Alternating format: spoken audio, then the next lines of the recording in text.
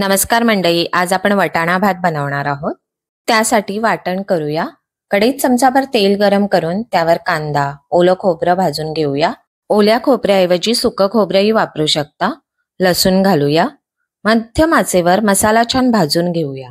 मिक्सरच्या भांड्यामध्ये भाजलेला कांदा, खोबरं, आलं, मिरची, कोथिंबीर घालून बारीक वाटून घेऊया। कढईत तेल गरम करून त्यामध्ये खडे गरम मसाले घालूया। बारीक चिरलेला कांदा घालून परतवून घेऊया। बारीक चिरलेला टोमॅटो घालूया। काजूचे तुकडे घालून छान परतवून घेऊया। काजू पूर्णपणे ऑप्शनल आहेत। मटर आणि बटाटा घालून मिक्स करूया। हळद, धणे जिरे पावडर, गरम मसाला, लाल तिखट घालून मिक्स करूया। तयार वाटण घालून परतवून घेऊया। वरून बिर्याणी मसाला घालूया। तांदूळ 10 मिनिटे अगोदर स्वच्छ धुवून ठेवले होते, ते मिक्स करूया। चवीनुसार मीठ घालूया।